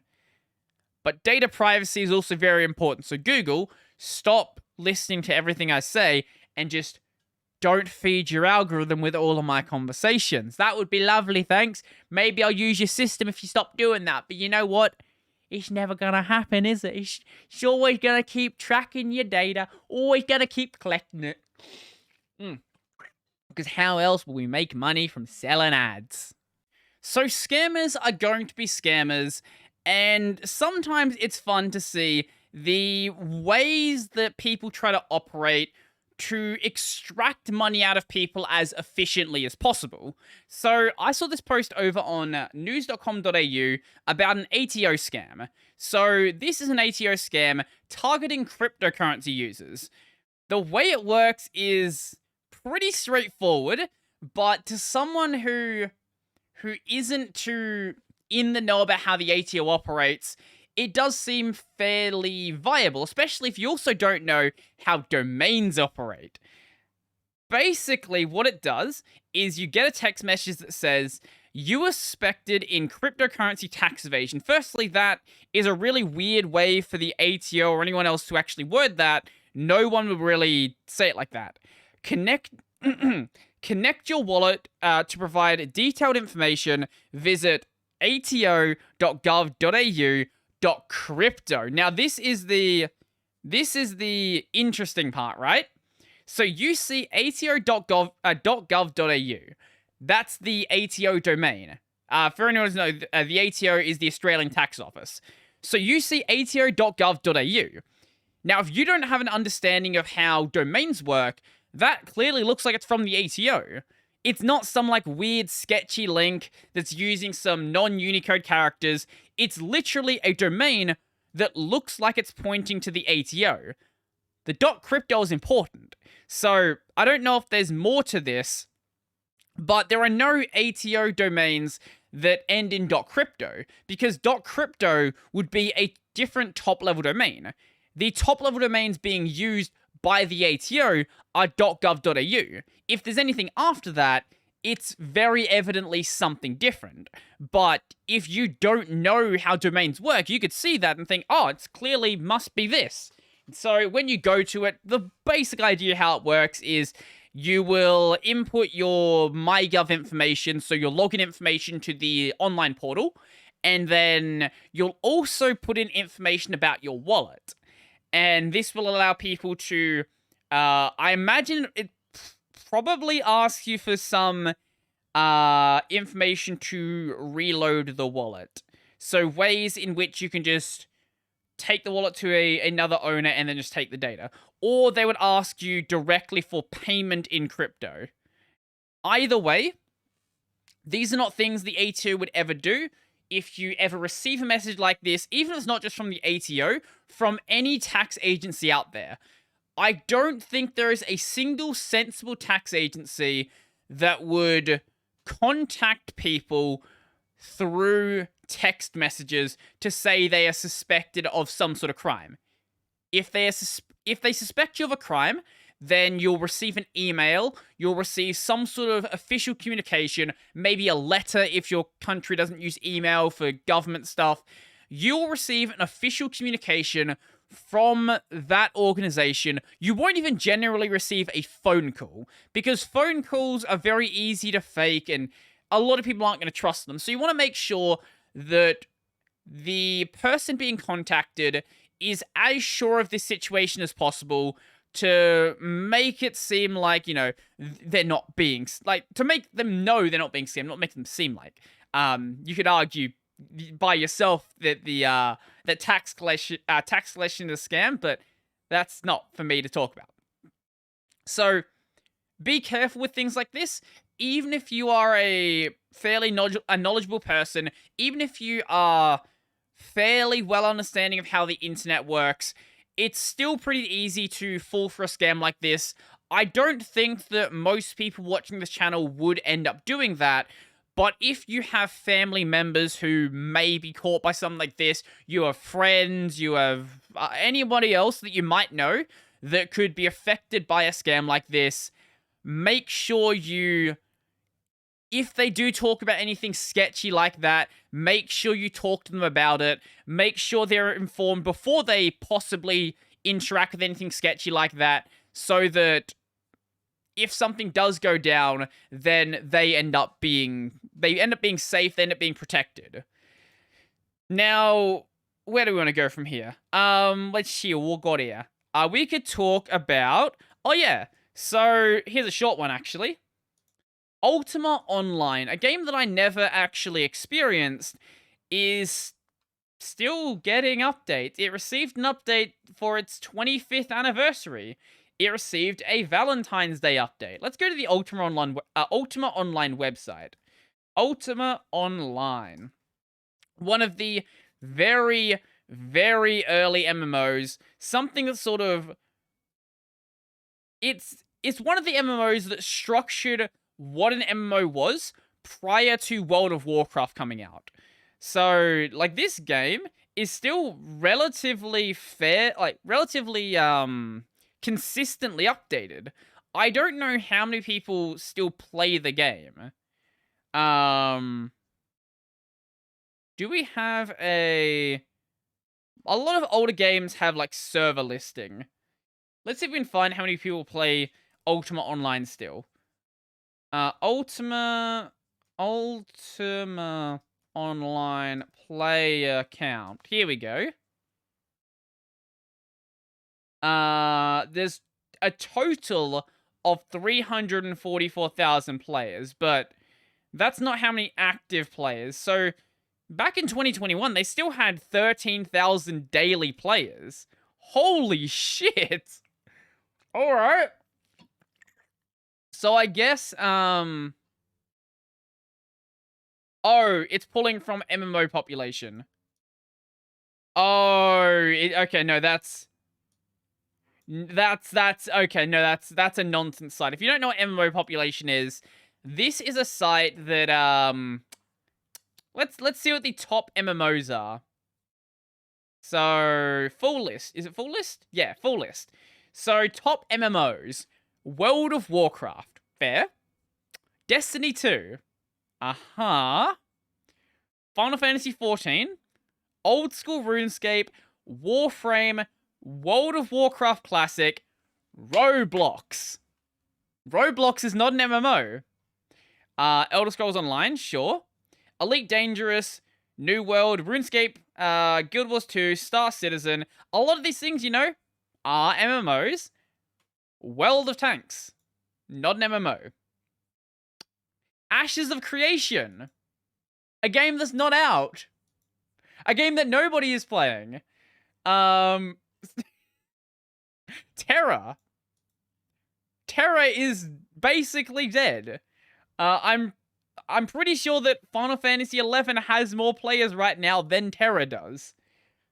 This is not a site that you want to, like... You want to give any weight to. It's not a site that... So, I don't know how they collect their data, but they certainly don't get it through any official means, because they have data for games that there's no possible way that you could get data for. Let's see a 5-year breakdown of 14. My assumption is it's probably partially Google Trend data and the limited reporting these companies actually put out. Google Trend data is without a doubt a big part of what makes up this data, though. Wait, did it say that 14 had 500,000 players in 2017? FF14 ARR. So no, what expansion was out? Stormblood? Stormblood. Was it Shadowbringers? Stormblood was the expansion in 2017. Maybe. I find it very strange there was like a dip in the middle of the year. But hey, this is basically Google Trend data. Don't take this site as like a serious thing. Especially when it says Ultima has 13,000 players online. I thought that sounded weird. There is 200 to 400 players online, Atlantic prime time. Yeah, that sounds about right. 1,300 sounds closer to accurate. 13,000 players on Ultima. Maybe Ultima's still fun. I don't know, but I have my doubts about the number of players. I don't have any interest in playing Ultima. I want to play a game. The problem with playing an old MMO, especially something that old, is it's been around since we didn't know how to make MMOs. We didn't know what made a good MMO. We were just throwing shit at the wall and seeing what stuck. So there's a lot of game design in, I believe, Josh Strife Hayes did a video on it? Josh Strife Hayes. I know I've seen someone play Ultima. Maybe it wasn't Josh that I saw. It was someone else. But yeah, there is a lot of modernization that's happened to MMOs for like a good reason. That's sort of polished a lot of the rough edges away that never needed to be there. Making it too realistic in some ways is basically part of the issue. Making it too much of a living world. But hey, if you still play Ultima, good on you. That's cool. What else we have? Oh, right. I want to talk about this before we end. So I did a video about the Arch Linux C toolchain, probably, I want to say about probably like a week and a half ago as you guys are seeing this.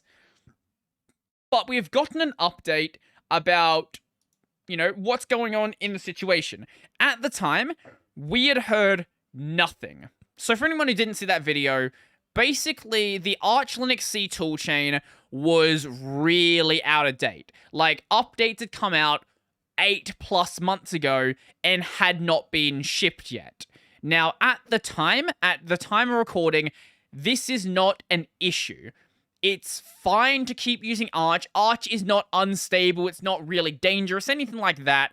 But this is a dangerous trend that we don't want to continue down. We want to make sure these things get updated so that, you know, if you want to actually use this system, you can use it in an effective, safe way. We didn't have any notification about what was going on, though, so everyone was really confused. Phoronix did an article about it, then I did a video on it, and it sort of blew up, and now we have gotten a response from the maintainer. So, Giancarlo, I'm sorry I can't pronounce your name. He is the maintainer of the Arch C toolchain. The singular one maintainer of the C toolchain. One dude does it. It's a problem. And it's always been like that, and it's slowly going to be changing. So, hi all, most of you are aware that our toolchain is currently outdated. We always had very few people working on it through the years, and I took over once Barth left. Barth was the previous maintainer, and I don't know if Barth was his real name, because that's a great name. Because it was needed. However, I've been having very little time to work on Archblade stuff recently, and the toolchain is the most noticeable victim. So a lot of the other packages he works on have actually been updated. The problem with the C toolchain, though, compared to, you know, updating some random user space application, is that updating the toolchain is a much bigger task. If you fuck up the toolchain, nothing works. So getting that working is important. Given it is the most time-consuming, yes, as I was saying. In this meantime, a few things also happened that compound to the issue. Among them, we enabled LTO. Right now, I'm working on bringing new glibc 2.35 and also waiting on BinUtil's release so we can bring the toolchain up to date. So rather than going to the latest version that's available now and then BinUtil's coming out next week, whatever it is, he's waiting on that one. Because usually there is a fairly large release cycle between it, so if you wait a couple extra weeks, it's fine. The next set of updates will be a couple of months down the line. I'm aware we also have a GCC release coming out soon, and the toolchain will need a rebuild then. I don't believe we have an ETA on that one. I know glibc is... Actually, no, that one's out. Yeah, that's why you're working on it. That came out a couple of days ago. So for the future, we are trying to bring more people to work with the whole toolchain, so it is not much of a bus factor. We should have at least 2 toolchain maintainers. Yes, definitely at least 2, just in case, you know, one of them wants to have a holiday. Like, just have some time off, because this is a volunteer project. So I totally understand wanting to take time off the project. There just needs to be some backup. There needs to be someone there so that things don't go to shit when you decide to take a day off. So I hope this serves to assuage the concerns over the current status of our toolchain, both present and going future. I am very happy that we've had some sort of correspondence from Gian. I was worried about the fact that there was nothing said about it. It's just been left to the wayside for months. And the only reason I knew about it is because some random dude in the Arch forums posted about it, and that made its way to Reddit.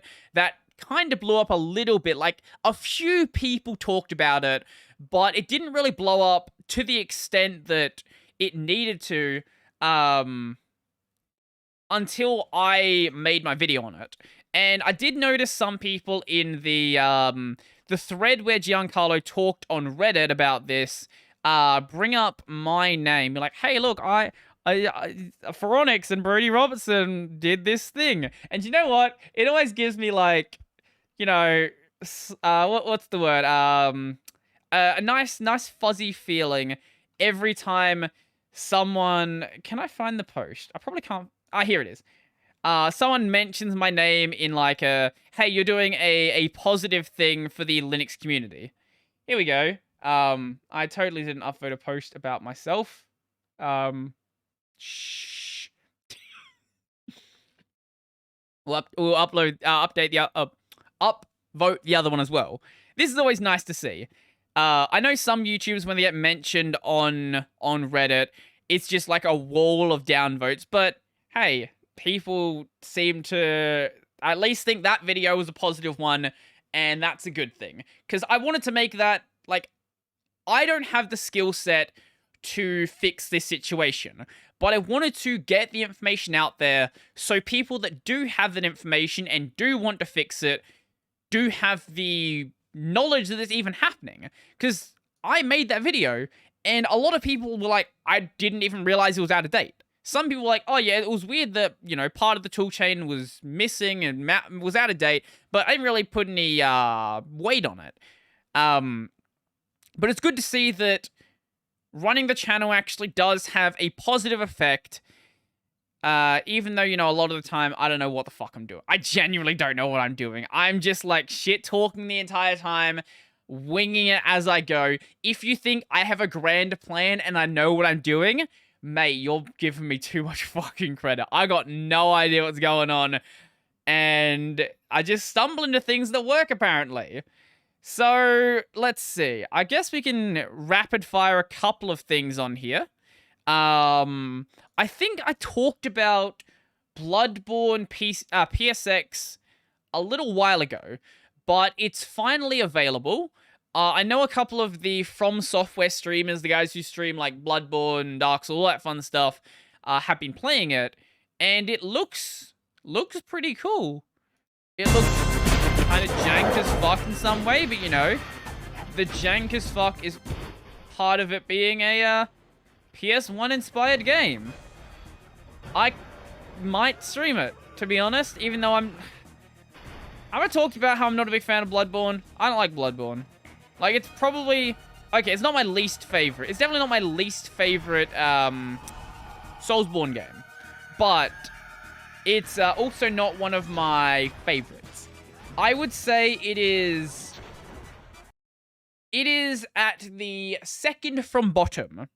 I really prefer Dark Souls. Definitely prefer Dark Souls over Bloodborne. But I can appreciate Bloodborne for what it is. And something like this, maybe playing this would make me appreciate Bloodborne more. I don't know, it's cool to see stuff like this. You don't really see much. Like, you certainly see a lot of 2D games, and you see a lot of low-ish poly 3D games. But the PS1 had a interesting style. It was so low poly that it was its own, like, unique art style of low poly. When you look at a game that came from the PS1 era, you know that game came from the PS1 era. It just radiates that certain kind of PS1 art style, PS1 energy that not many things really replicate.